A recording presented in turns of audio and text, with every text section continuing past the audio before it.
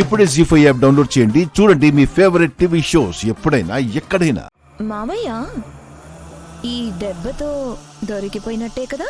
అంతేగా అంతేగా.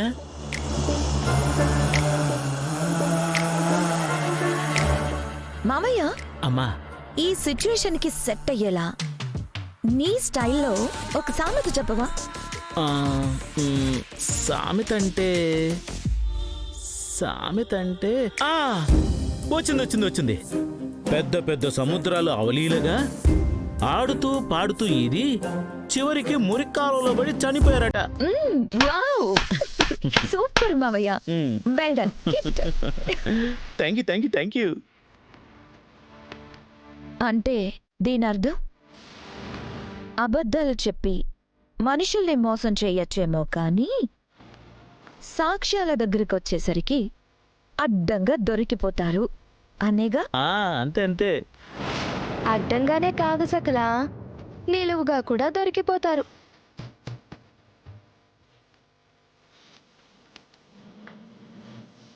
ఒకే రూపురేఖలు ఉండేసరికి కోర్టునే మోసం చేయగలిగాను, తెలివిగా ఇంట్లో అడుగు పెట్టగలిగాను, ఇక ఇంట్లో నాకు తిరుగులేదు ఎదురులేదు అని భ్రమపడుతూ గాల్లో తేలిపోతున్నట్టున్నారు. రేపొచ్చే ఆ డిఎన్ఏ రిపోర్ట్ ఈ భ్రమల్ని గోబ పగలగొట్టేలా చేస్తుంది. గాల్లో తేలుతున్న వాటిని లాక్కొచ్చి నేల మీద పడేస్తుంది. అసలు వీళ్ళెవరు, ఏంటి, వీళ్ళ ప్లాన్లేంటి అనేవి మొత్తం పుట్టలో నుంచి చీమలు బయటకొచ్చినట్టు చేస్తాయి. అంతేగా.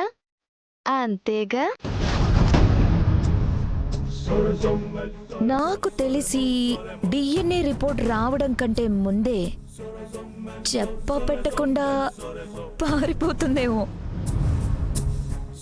లేదు కదా, అంతే కదా, అంతకంటే మరో దారి లేదు కదా.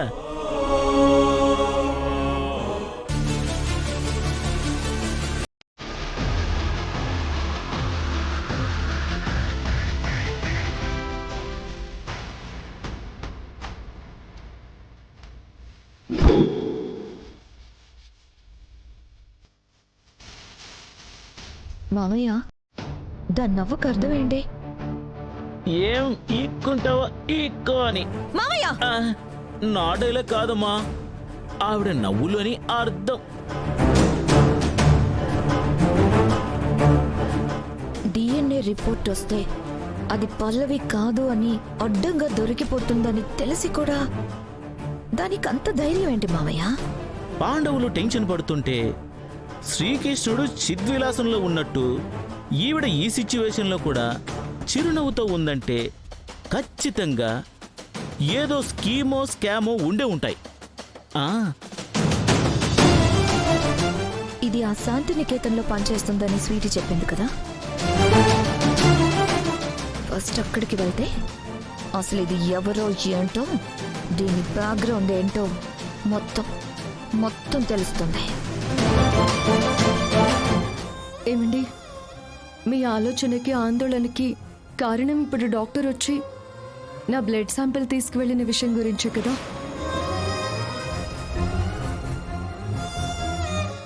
టెన్షన్ లేకుండా ఎలా ఉంటుంది అసలు? ఆ డిఎన్ఏ రిపోర్ట్లో నేను మీ భార్యని కాదు అని బయటపడుతుందని మీరు భయపడుతున్నారా?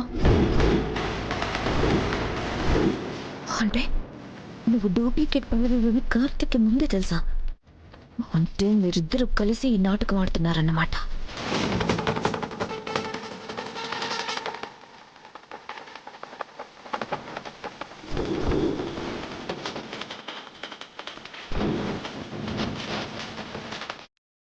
ఏమండి, మీ భయంలో అర్థం ఉంది. ఇన్నేళ్ల తర్వాత నేను తిరిగొచ్చాను కాబట్టి నేను మీ భార్య పల్లవినని మీ మనసుకు వైపు బలంగా చెప్తున్నా సరే, అందరూ అనుమానిస్తున్నట్టు ఒకవేళ పల్లవినా కాదా అన్న అనుమానం మీలో ఏదో ఒక మూలుంది. అందుకే ఇలా ఆలోచిస్తున్నారు, కంగారు పడుతున్నారు, అంతే కదా?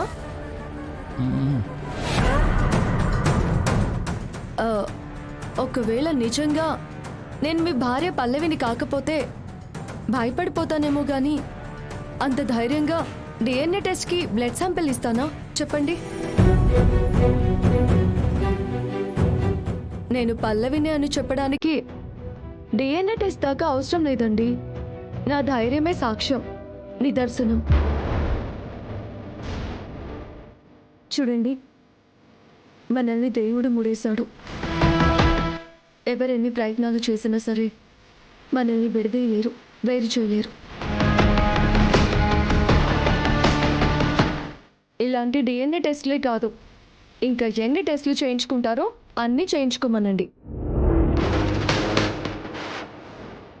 నేను పల్లవినని, నేను మీ భార్య పల్లవినని వాళ్ళకే అర్థమవుతుంది. మూసుకుపోయిన వాళ్ళ కళ్ళు తెరుచుకుంటాయి.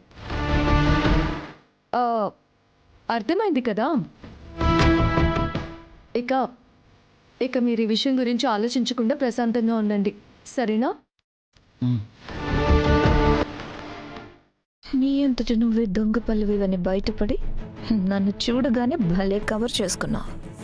కానీ ఇప్పుడు నేను నువ్వు వర్క్ చేస్తున్న శాంతినికేతన్కి వెళ్తున్నాను. నువ్వెవరో ఎక్కడి నుంచి వచ్చావో మొత్తం తెలుసుకుని వస్తాను. వచ్చాక నీ అసలు రంగు తేలుస్తాను.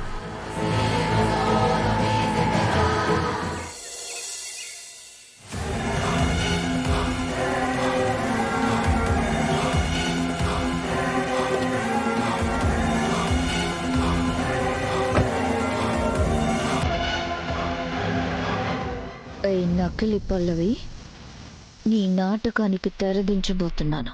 నీ మోసానికి చెక్ పెట్టబోతున్నాను. Be ready baby.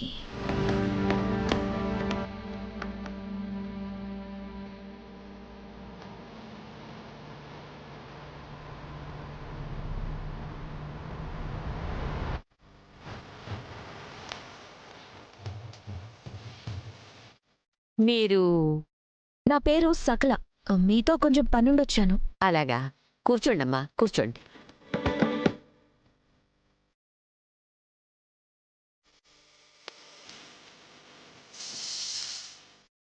చెప్పండమ్మా, ఏం కావాలి? మీరు ఇక్కడ ఎప్పటి నుంచి పనిచేస్తున్నారు? చాలా సంవత్సరాల నుంచి చేస్తున్నాను. ఏమ్మా, ఎందుకలా అడుగుతున్నారు? ఒక వ్యక్తి గురించి ఒక చిన్న ఇన్ఫర్మేషన్ కావాలి. ఎవరి గురించమ్మా? పల్లవి. పల్లవి ఎవరమ్మా? ఇక్కడే తను టీచర్గా జాబ్ చేస్తుందంట కదా? పల్లవి అనే పేరుతో ఇక్కడ టీచర్ ఎవరూ లేరమ్మా. లేదు, తను ఇక్కడే జాబ్ చేస్తుంది. ఒకసారి బాగా గుర్తు తెచ్చుకోవడానికి ట్రై చేయండి. అసలు ఇక్కడ పల్లవి అనే పేరుతోనే ఎవరూ లేరమ్మా. నాకు తెలుసు కదా. జీ5 యాప్ డౌన్లోడ్ చేసి అన్ని ఎపిసోడ్స్ పూర్తి ఉచితంగా చూడండి.